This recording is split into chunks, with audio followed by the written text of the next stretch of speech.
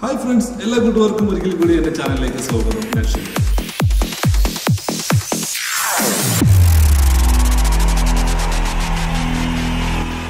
ഇന്നത്തെ എൻ്റെ വീഡിയോ കുവൈത്തിലുള്ള എൻ്റെ സുഹൃത്തുക്കൾക്ക് വേണ്ടിയിട്ടുള്ളതാണ്. ഇന്നത്തെ എൻ്റെ വീഡിയോ നിങ്ങൾക്ക് എല്ലാവർക്കും അറിയാവുന്നതാണ്, നമ്മുടെ പാസ്പോർട്ടിലെ പേരും അതുപോലെ തന്നെ സിവിൽ ഐഡിയിലെ പേരും ഒരേപോലെ ആയിരിക്കണം എന്നുള്ളത്.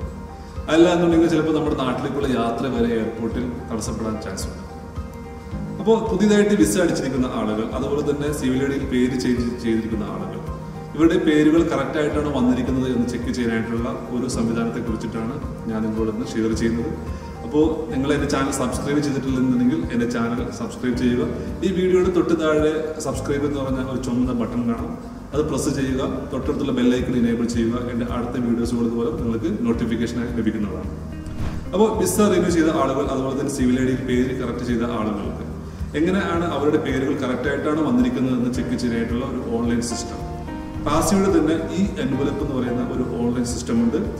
ഈ ഒരു സർവീസിന്റെ ലിങ്ക് ഞാൻ എൻ്റെ ഡിസ്ക്രിപ്ഷനിൽ കൊടുത്തിട്ടുണ്ട്. നിങ്ങൾക്ക് ആ ഒരു ലിങ്കിൽ പോയി കഴിഞ്ഞാൽ നിങ്ങൾക്ക് അതിൽ review update your Latin name എന്ന് പറയുന്ന ഒരു ഓപ്ഷൻ കാണാം. അതിൽ ക്ലിക്ക് ചെയ്താൽ നിങ്ങളുടെ സിവിൽ ഐ ഡി നമ്പർ, നിങ്ങളുടെ സിവിൽ ഐ ഡിയുടെ ബാക്കിലുള്ള ഒരു സീരിയൽ നമ്പർ, അതുപോലെ തന്നെ നിങ്ങളുടെ മൊബൈൽ നമ്പറിലേക്ക് ഒരു OTP നമ്പർ SMS ആയി ലഭിക്കുന്നതാണ്. ആ OTP നമ്പർ ഇവിടെ ടൈപ്പ് ചെയ്ത് കൊടുത്തിട്ടുണ്ടെങ്കിൽ നിങ്ങൾക്ക് ഈ ഒരു സിസ്റ്റത്തിലേക്ക് എൻ്റർ ചെയ്യാൻ സാധിക്കും. അവിടെ നിങ്ങളുടെ പാസ്പോർട്ട് നമ്പർ, നിങ്ങളുടെ പാസ്പോർട്ടിലെ സർനെയിം, ഗിവൺ നെയിം, അതുപോലെ തന്നെ നിങ്ങളുടെ സിവിൽ ഐ ഡിയിൽ എങ്ങനെയാണോ പേര് വന്നിരിക്കുന്നത് എന്നുള്ള തുടങ്ങിയ കാര്യങ്ങൾ നിങ്ങൾക്ക് അതിനകത്ത് കാണാൻ സാധിക്കും. നിങ്ങളുടെ പേര് കറക്റ്റായിട്ടാണ് വന്നിരിക്കുന്നതെങ്കിൽ മാത്രം നിങ്ങൾക്ക് സിവിൽ ഐ ഡിക്ക് വേണ്ടി നിങ്ങൾ പേയ്മെൻറ്റ് നടത്തുക. അതല്ല എന്നുണ്ടെങ്കിൽ നിങ്ങൾ ജവാസാത്തിൽ പോയിട്ട് വീണ്ടും നിങ്ങളുടെ പേരുകൾ നിങ്ങളുടെ മന്ദൂപ്പ് വഴി കറക്റ്റ് ചെയ്യേണ്ടതാണ്.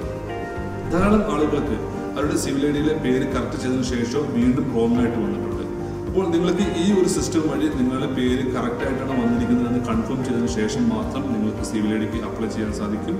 അപ്പോൾ നിങ്ങൾ അങ്ങനെയാണെന്നെങ്കിൽ മാത്രം നിങ്ങൾക്ക് നിങ്ങളുടെ പേയ്മെൻറ്റ് നടത്തുക.